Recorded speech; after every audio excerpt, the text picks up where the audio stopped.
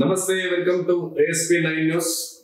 ఇప్పుడు కొంత రాజకీయ వర్గాల్లో ఒక చర్చ నడుస్తుంది. కొంత హాట్ టాపిక్ గా నడుస్తున్నటువంటి చర్చ ఏంటంటే కోమటిరెడ్డి రాజగోపాల్ రెడ్డి గారికి మంత్రి పదవి దక్కేనా అనేది ఒక రాజకీయ వర్గాల్లో ఒక పెద్ద చర్చ నడుస్తుంది. అయితే కొంతమంది మేధావర్గం దీని మీద కొన్ని రకాల భిన్నాభిప్రాయాల్ని వ్యక్తం చేస్తున్నారు. అదే కోమటిరెడ్డి రాజగోపాల్ రెడ్డి అభిమానులు ఒక రకంగా రియాక్ట్ అవుతున్నారు. ఖచ్చితంగా మా నాయకుడికి మంత్రి పదవి వస్తుంది, జిల్లాని గాని మా నియోజకవర్గాన్ని గాని అభివృద్ధి పదవిలో తీసుకెళ్తారని ఆయన అభిమానులు, పార్టీ కార్యకర్తలు అభిప్రాయపడుతున్నారు, ఆశాభావం వ్యక్తం చేస్తున్నారు. అదే విధంగా కొంతమంది మేధావి వర్గాల్లో అసలు వచ్చే ఛాన్స్ లేదు రాజగోపాల్ రెడ్డి గారికి మంత్రి పదవి. సామాజిక కోణాల దృష్ట్యా, సామాజిక వర్గాల దృష్ట్యా చూసుకున్నా, లేకపోతే రాజకీయ అన్ని పరిగణలోకి తీసుకున్నట్లయితే, అన్ని కోణాలు చూసుకున్నట్లయితే రాజగోపాల్ రెడ్డి గారికి మంత్రి పదవి వచ్చే అవకాశం లేదని కొన్ని వర్గాలు అభిప్రాయపడుతున్నాయి. అసలు ఎట్లా ఉండబోతుంది, ఎంత అవకాశం ఉంది, ఎంత అవకాశం లేదు అనే విషయాన్ని ఈ రోజు మనం ఈ వీడియోలో చర్చించేద్దాం. అయితే రాజగోపాల్ రెడ్డి గారికి మంత్రి పదవి వస్తుందా? కొంత శాతం వస్తుంది, కొంత శాతం వస్తలేదు. భిన్నాభిప్రాయాలు ఏర్పడుతున్న దృష్ట్యా కొంత మనం ఎంత పాజిటివిటీ, ఎంత నెగిటివిటీ ఉందా అనే దాని మీద మనం కొంత ఆలోచించి చేద్దాం. అయితే మన ఉమ్మడి నల్గొండ జిల్లాకు వచ్చేసి 12 నియోజకవర్గాలు ఉన్నాయి.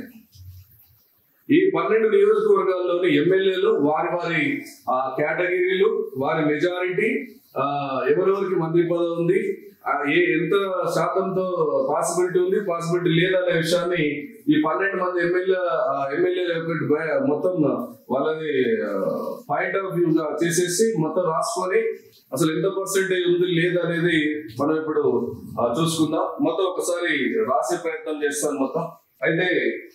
అయితే మొత్తం 12 కాన్స్టిట్యున్సీలు, ఉమ్మడి నల్గొండ జిల్లాలో 12 కాన్స్టిట్యున్సీలు ఉన్నాయి. నల్గొండ, హుజూర్ నగర్, ఆలేరు, మునగోడు, నగరికల్, తుంగతుర్తి, దేవరకొండ, కోదాడ, మిర్యాలగూడెం, భువనగిరి, సూర్యాపేట, నాగార్జునసాగర్, ఇట్లా మొత్తం 12 కాన్స్టిట్యున్సీలు ఉన్నాయి. అయితే ఈ 12 కాన్స్టిట్యున్సీల సంబంధించి ఎమ్మెల్యేలు చూసుకుంటే మనం 12 మంది ఎమ్మెల్యేలు వచ్చేసి ఒకటి కోమటిరెడ్డి వెంకటరెడ్డి గారు ఓసీ. అయితే కేటగిరీ కూడా చూసుకుందాం ఇక్కడ. దాంతో పాటు కేటగిరీ వచ్చేసి కోమటిరెడ్డి వెంకటరెడ్డి గారు ఓసీ, నల్లబాద ఉత్తమ్ కుమార్ రెడ్డి గారు ఓసీ, బీర్లా ఐలయ్య గారు బీసీ, కోమటిరెడ్డి రాజగోపాల్ రెడ్డి గారు ఓసీ, వేముల వీరేశం గారు ఎస్సీ, మందుల షామేల్ గారు ఎస్సీ, నేనావత్ బాలనాయక్ గారు ఎస్టీ, పద్మావతి గారు ఓసీ, బత్తుల లక్ష్మారెడ్డి గారు ఓసీ, కుంభం అనిల్ కుమార్ రెడ్డి గారు ఓసీ, ముత్తకల్లా జగదీశ్వర్ రెడ్డి గారు ఓసీ, కుందూరు జయవీర్ రెడ్డి గారు ఓసీ. ఇలా తీసుకున్నట్లయితే మొత్తం 12 నియోజకవర్గాల ఎమ్మెల్యేలు వీళ్ళు, వారి సామాజిక వర్గాలు ఇవి. అయితే దీంతో పాటుగా వీళ్ళ మెజారిటీ కూడా రాసుకుంది. ఎవరికి ఎంత మెజారిటీ వచ్చింది ఏంటనే దాని మీద. అయితే మెజారిటీ కూడా ఇక్కడ రాసుకున్నట్లయితే కోమటిరెడ్డి వెంకటరెడ్డి గారిది ఫస్ట్ 54,332. అలాగే అందరిది నోట్ చేద్దాం. అయితే ఈ 12 నియోజకవర్గాల మెజారిటీ కూడా ఇక్కడ రాసేసుకున్నాం.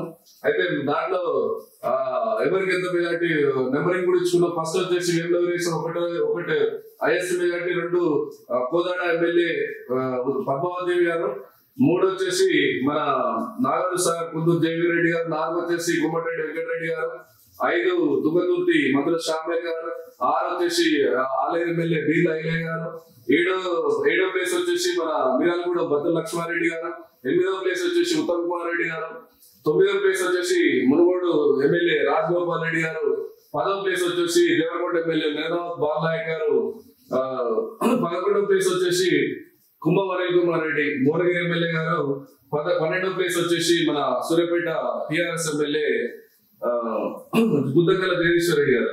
అయితే ఇలా ఇది ఒక్కటి మాత్రమే బీఆర్ఎస్, గుద్దకల్ల జగదీశ్వర్ రెడ్డి గారు. మిగతా అయితే ఈయన పక్కకు పెట్టినట్లయితే మిగతా వాళ్ళు 11 మంది ఎమ్మెల్యేలు కాంగ్రెస్. అయితే ఈ కాంగ్రెస్ పార్టీ ఎమ్మెల్యేలు 11 మంది కాంగ్రెస్ పార్టీ ఎమ్మెల్యేలు ఒక 8 మంది, 7 ఓసీలు, 2 ఎస్సీలు, 1 ఎస్టీ, 1 బీసీ. ఓసీలు 7, ఎస్సీలు 2, ఎస్టీలు 1, బీసీ 1 2 4 11 మంది ఎమ్మెల్యేలు వీరు. అయితే ఈ 11 మంది ఎమ్మెల్యేలలో మెజారిటీ పరంగా చూసుకున్నప్పటికీ హైయెస్ట్ మెజారిటీ వచ్చేసి నగరకల్ ఎమ్మెల్యే వేముల వీరేశం గారు మొదటి స్థానంలో ఉన్నారు. ఇక్కడ మంత్రి కోమటిరెడ్డి వెంకటరెడ్డి గారు మంత్రిగా ఉన్నారు, ఉత్తమ్ కుమార్ రెడ్డి గారు మంత్రిగా ఉన్నారు. అయితే వీళ్ళు ముగ్గురు ఇప్పుడు నల్గొండ నుంచి ఉమ్మడి నల్గొండ నుంచి ఉన్నారు. అయితే ఆల్రెడీ 2 మంత్రులు కాంగ్రెస్ పార్టీలో ఓసీలకి 2 మంత్రి పదవి ఇచ్చింది. ఎవరెవరు? వెంకటరెడ్డి గారికి, ఉత్తమ్ కుమార్ రెడ్డి గారికి. వెంకటరెడ్డి గారి సోదరుడు వచ్చేసి రాజగోపాల్ రెడ్డి గారు. రాజగోపాల్ రెడ్డి గారికి ఆల్రెడీ తన సోదరుడు మంత్రిగా ఉన్నప్పటికీ ఆయనకు మంత్రి పదవి మళ్ళీ ఇచ్చేనా అనేది ఒక క్వశ్చన్. కొన్ని వర్గాల్లో చర్చ నడుస్తున్నటువంటి ఒక క్వశ్చన్. రెండో క్వశ్చన్ వచ్చేసి తన సోదరుడు ఆయన ఉన్నప్పటికీ లేకున్నప్పటికీ ఆల్రెడీ 2 మంత్రులు ఓసీలే ఉన్నారు కాబట్టి 3వ మంత్రి కూడా ఓసీకి ఇచ్చేదా? మిగతా ఎస్సీలు, ఎస్టీలు, బీసీలు ప్రాతినిధ్యం వహిస్తున్న ఇక్కడ నల్గొండ జిల్లాలో మళ్ళీ కోమటిరెడ్డి రాజగోపాల్ రెడ్డి గారికి 3వ వ్యక్తికి కూడా ఓసీకే ఇచ్చినట్లయితే బీసీలు, ఎస్సీలు, ఎస్టీలు, మిగతా సపండ వర్గాలు దాన్ని స్వాగతించేనా? కాంగ్రెస్ పార్టీ ఆ నష్టాన్ని భరించేనా? ఒకవేళ మేధావర్గం ఏదైతే చెప్తుందో ఒకవేళ అట్లా 3వ వ్యక్తి కూడా ఓసీకి ఇస్తే ఇప్పటికే కేవలం రెడ్డిలకు మాత్రమే కాంగ్రెస్ పార్టీలో నల్గొండలో అవకాశం ఉంది, మిగతా వాళ్ళకు లేదనే కోణంలో ఇప్పటికే ఒక ప్రచారం కొంతమంది ప్రజలు మళ్ళీ విమర్శించడానికి మళ్ళీ రెడ్డిలకేనా అనే ఒక కొత్త విమర్శ అనేది జరుగుతుంది కంపల్సరిగా.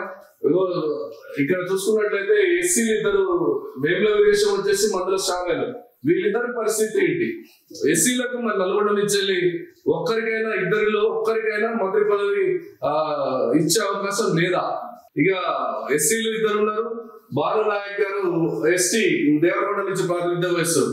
వాళ్ళిద్దరు ఈయన ఒకరు, ముగ్గురు ఉన్నారు ఎస్సీ ఎస్టీలు. బీసీతో ఆయన ఆల్రెడీ విప్పుంది కాబట్టి ఒకవేళ అనుకున్నప్పటికీ ఇలా ముగ్గురులో ఎవరికో ఒకరికి మంత్రి పదవి ఇచ్చినట్లయితే ఒక సమతూకంగా అంటే సమన్వయం చేసినట్టుగా ప్రజలు భావిస్తారనేది మేధావర్గం అభిప్రాయపడుతుంది. ఒకవేళ ఇది కాదని చెప్పేసి రాజగోపాల్ రెడ్డి గారికి మంత్రి పదవి కాంగ్రెస్ పార్టీ ఇచ్చినట్లయితే కొంత ప్రజల నుండి వ్యతిరేకత తప్పదు అని కొంతమంది మేధావర్గం చెప్తున్న పరిస్థితి మనం ఇప్పుడు కనిపిస్తుంది. అయితే ఇప్పటికి ఇది కాకుండా మనం ఓవరాల్ గా చూసుకున్న రాష్ట్రం పరంగా చూసుకున్న ఖమ్మంకి వచ్చేసి 3 మంత్రులు ఉన్నారు. ఖమ్మం నుండి నల్గొండ నుంచి 2 ఉన్నారు, వరంగల్ నుంచి 2 ఉన్నారు, మళ్ళీ వచ్చేసి మహబూబ్ నగర్ నుంచి ముఖ్యమంత్రి గారితో పెట్టుకుంటే వాళ్ళు 2 ఉన్నారు, మెదక్ నుంచి 1, కరీంనగర్ నుంచి 2, 3, 2, 5, 2, 7, 2, 9, 12. ఈ 12 మంది ప్రమాణ స్వీకారం చేసిన వాళ్ళు ఉన్నారు. అయితే ఇంకా మంత్రి పదవి దగ్గర జిల్లాలు ఇంకా 4 ఉన్నాయి. ఈ 4 జిల్లాలకు మంత్రి పదవులు ఇవ్వంగా గోపాల్ రెడ్డి గారికి మళ్ళీ మంత్రి పదవి వస్తుందా రాదా అనే సందిగ్ధంలోనే ఉంది ఇప్పటికీ. కానీ ఏదైనా మిరాకిల్ ఏమైనా జరుగుతుందేమో ఒకవేళ అనే ఉద్దేశంతో అభిమానులు వేచి చూడాల్సిన